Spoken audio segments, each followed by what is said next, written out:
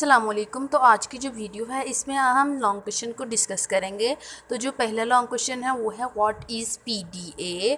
PDA मतलब push down automata. What are its components, explain each component in detail, further draw a plus b ये regular expression in a new format with the components like select, start, reject, accept, read.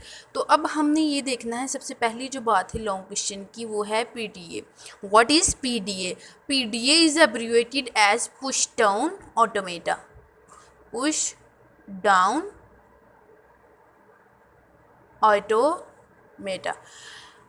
ठीक है, अब हम ये देखते हैं कि basically जो PDA है वो किस लिहाज से इम्पोर्टेंट है और इसमें बेसिकली होता क्या है। जो PDA है इसमें जो रिकॉग्निशन या रूल इसका है ना, जो रूल है उसमें हम कॉन्टेक्स्ट फ्री लैंग्वेजेस को यूज़ कर रहे हैं। और जो ट्रांजिशन है इसमें रूल के अकॉर्डिंग जो ट्रांजिशन है ये डिपेंड करती है, transition depends upon the input and the size of stack. और हम इसमें जो मेमोरी में यूज़ करते हैं, मेमोरी मैनेजमेंट, वो है जो स्टैक यूज़ होती है, जो क्या है last in first out LIFO. कि हमने एक स्टैक है, ये एक स्टैक है, तो इसमें जो हमने पहले ऐड करेंगे वो लास्ट पे सबसे पहले निकलेगा। जैसे मैंने 1 2 3 ये 3 जो है वो पुश किए हुए हैं। अब जब मैं पॉप करने लगूँगी तो सबसे पहले 3 बाहर आएगा, लेकिन जब मैं इसको पुश करूँगी तो 3 जो है वो लास्ट पे जाएगा। जो लास्ट पे जाएगा वो सबसे पहले बाहर आएगा। ठीक है, एक ये इसका है। और इसमें जो है वो ये कॉम्प्लेक्स होता है पुश डाउन ऑटोमेटा। अगर हम फाइनाइट ऑटोमेटा की बात करें तो वो सिंपल होता है, लेकिन पुश डाउन ऑटोमेटा क्या है, कॉम्प्लेक्स है। अब इसके कंपोनेंट्स को देख लेते हैं। सबसे पहला कंपोनेंट है स्टेट, दूसरा अल्फ़ाबेट्स। अल्फ़ाबेट्स जो हम ABC यूज़ करते हैं, स्टैक अल्फ़ाबेट। ठीक है, transition function, start state. Start state वो है जहाँ से हम ट्रांजिशन को स्टार्ट करते हैं। स्टार्ट स्टैक सिंबल, जहाँ से जो स्टैक का सबसे पहला वाला है। Accept state. ठीक है, अब एक जो फाइनल स्टेट होगी वो एक्सेप्ट स्टेट होगी। अब हम बात करते हैं हम इसका किस तरह से पुश डाउन ऑटोमेटा बनाएंगे इस रेगुलर एक्सप्रेशन का।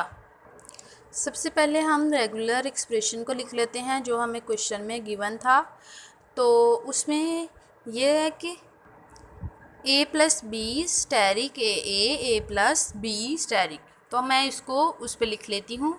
चलें जी, अब हम इसका PDA ड्रॉ करेंगे, डिज़ाइन करेंगे। तो सबसे पहले जो हमारी स्टार्टिंग स्टेट है वो क्या है, Q0। उसके बाद हमने एक और स्टेट ले ली, दैट इज़ Q1।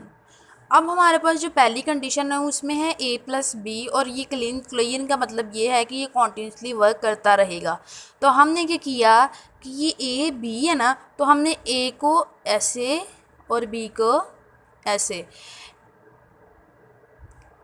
अब यहाँ पे देखें A भी हो गया, B भी हो गया।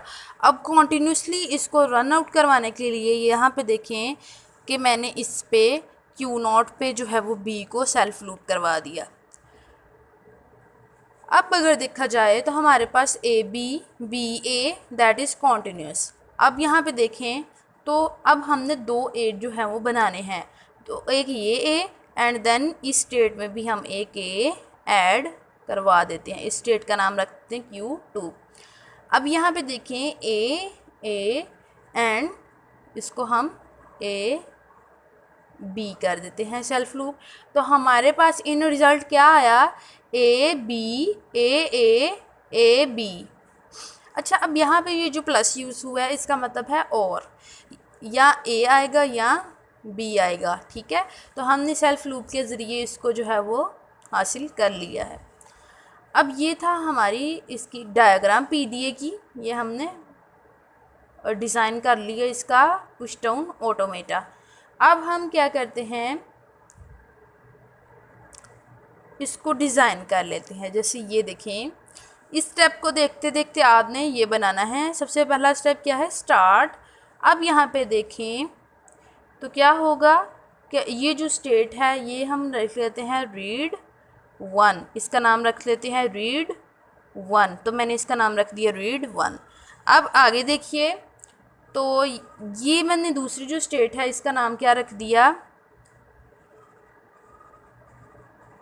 रीड 2, और ये जो तीसरी स्टेट है इसका नाम मैंने रख दिया रीड 3।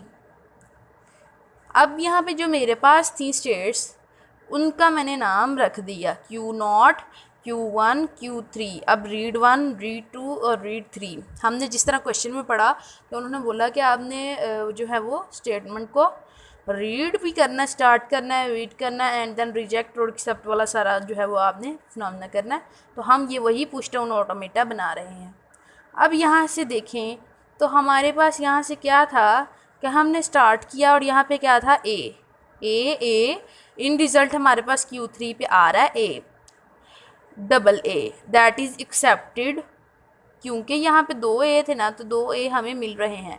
तो ये जो कंडीशन है ये क्या हो गई, एक्सेप्ट हो गई। मैं बहुत रफ लिख रही हूँ, आपको बस अब समझ आ जाए, बोल रही हूँ साथ साथ नोट कर लें। अब यहाँ पे जो है वो एक्सेप्ट हो गया। इसके बाद अगर देखा जाए तो यहाँ से हमने बी को Q0 की तरफ भेजा, तो ये जो B है ना इसको हम क्या कहेंगे कि ये जो है वो इधर से इधर आ गया। अब इसके पास क्या है, Q0 के पास B। अब ये B तो है स्टार्ट पे, आ गया स्टार्ट पे। अब ये जो B था ये बेसिकली आया Q1 से, मतलब रीड 2 से आया यहाँ पे Q1 की तरफ, Q0 की तरफ, दैट इज़ R1। अब ये B और ये B जो हैं ये दोनों रिजेक्ट हो जाएंगे। क्यों? क्योंकि इनका अकॉर्डिंग टू रेगुलर एक्सप्रेशन कोई वर्क नहीं है। तो ये हमारे पास स्टूडेंट्स, हमारे पास पुश डाउन ऑटोमेटा आ गया। अब दोबारा से इसको देख लेते हैं ताकि आपका कोई पॉइंट मिस ना हो। अब मैंने बोला कि जो हमारा Q1 है उसको मैंने रीड 2 का नाम दे दिया और जो Q2 है उसको मैंने रीड 3 का नाम दिया।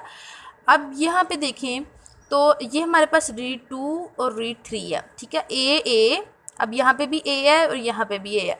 इन रिज़ल्ट मेरे पास क्या आ गया, A। तो ये दोनों एक्सेप्ट हो रहे हैं क्योंकि ये हमारे रेगुलर एक्सप्रेशन में मौजूद हैं, ठीक है। उसके बाद अगर इसको देखा जाए तो ये जो B है जो Q1 की जानिब से Q2 की तरफ आ रहा है, ये जो है B, अगर यहाँ पे भी देखें तो इसको सेल्फ लूप भी किया गया है कि अगर हमने A करना हो या B करना हो तो ये A इसके पास चले जाएगा और देन B हम इधर से B ले सकते हैं। तो ये जो B है ना बेसिकली ये वापस आ रहा है। इन रिज़ल्ट ये क्या हुआ, रिजेक्ट हो गया। अब जो रिजेक्टेड है B वो हमारे पास इधर आ गया। अब जो हमारे पास नेक्स्ट क्वेश्चन है, if a language can be expressed by regular expression, ये ना स्टेटमेंट है इसकी, it can be accepted by finite automata as well. कहता है कि अगर एक लैंग्वेज को हम रेगुलर एक्सप्रेशन से जो है वो एक्सप्रेस करते हैं ना तो उस इट मीन्स कि वो फाइनाइट ऑटोमेटा से एक्सेप्ट हो रही है। Keeping in view the given statement you suppose to perform the concatenation of 2 finite automata with regular expression.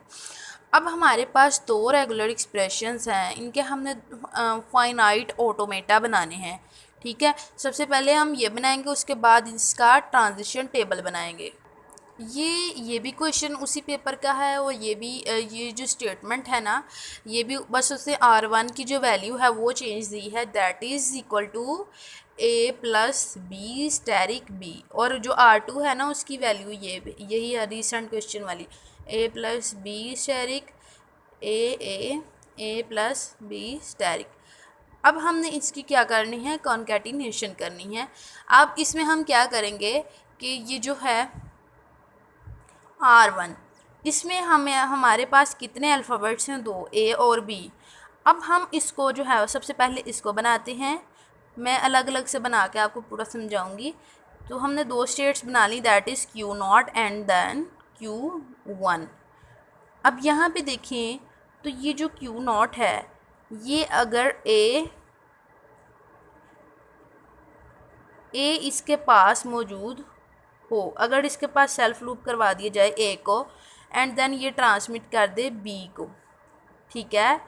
अब यहाँ पे आपने गौर से देखना है कि इसमें हमें चाहिए कि ए प्लस बी मल्टीपल टाइम रेपिटिशंस हों, और ये भी है कि ए प्लस बी के साथ बी लाजमी मल्टीप्लाई करे। तो हमने क्या करना है, इस लूप को हमने बी दे देना है।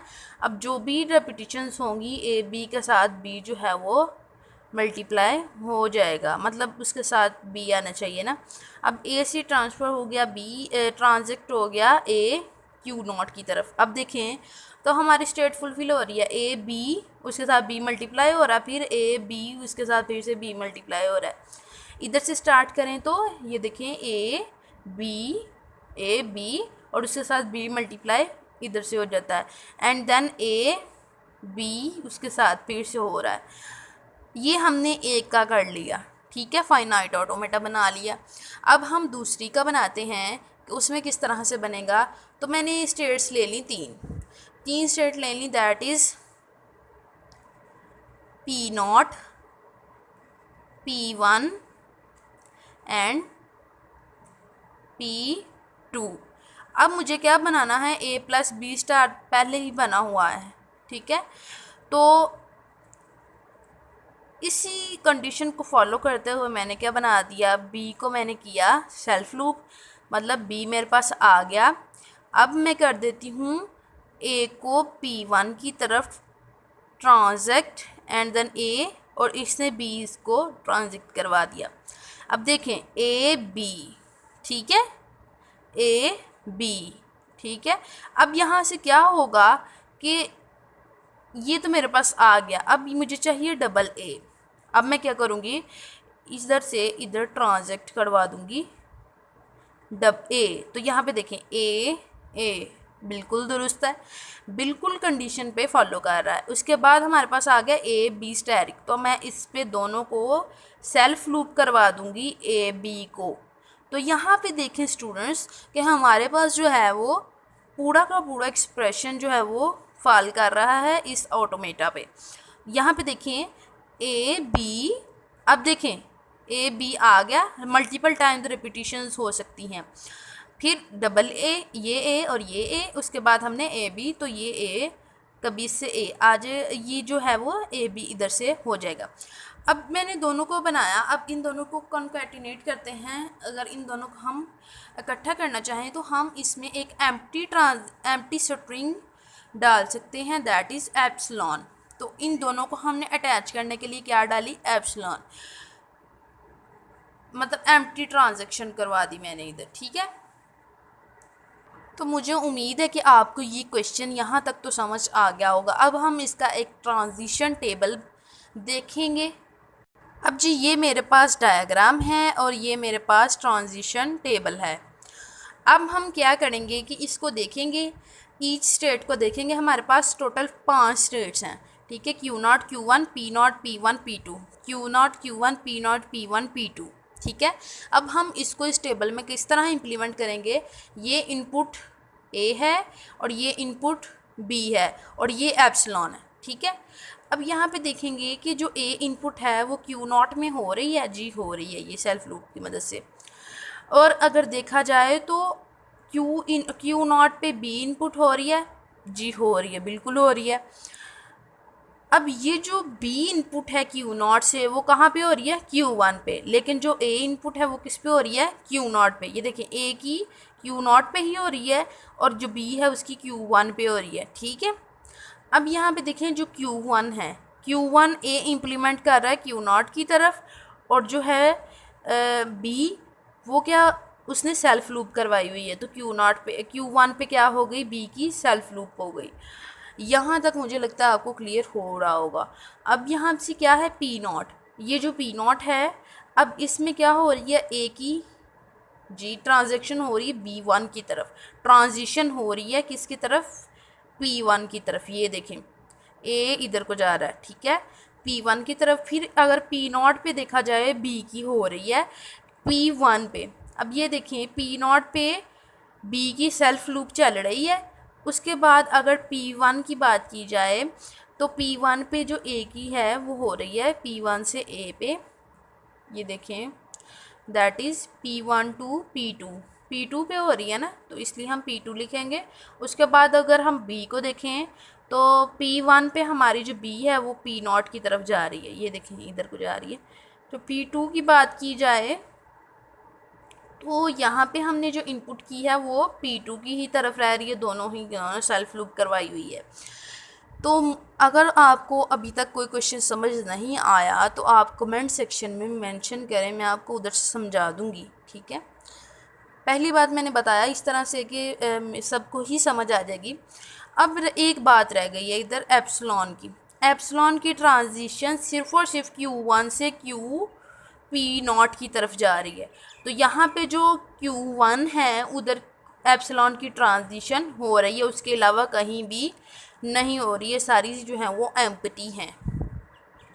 ये वीडियो यहाँ पे एंड होती है। अब जो मज़ीद बाकी क्वेश्चंस हैं, अभी बहुत ज़्यादा लॉन्ग क्वेश्चंस मेरे पड़े हुए हैं, 3-4 जो हैं वो नेक्स्ट पार्ट में मैंने अपलोड करने हैं, इसलिए आप जो है उन्हें सेकंड पार्ट को देखना मत भूलिए और उसको ज़रूर देखें। अगर आपको वीडियो पसंद आई है तो वीडियो को लाइक करें, और अगर आपको समझ आई है ना तो आप अपने दोस्तों को लाजमी शेयर करें, ठीक है। इसमें कोई ऐसी बात नहीं थी जो आपकी समझ से बाहर हो, इसलिए आप इसको ध्यान से देखें, आपको समझ आ जाएगी।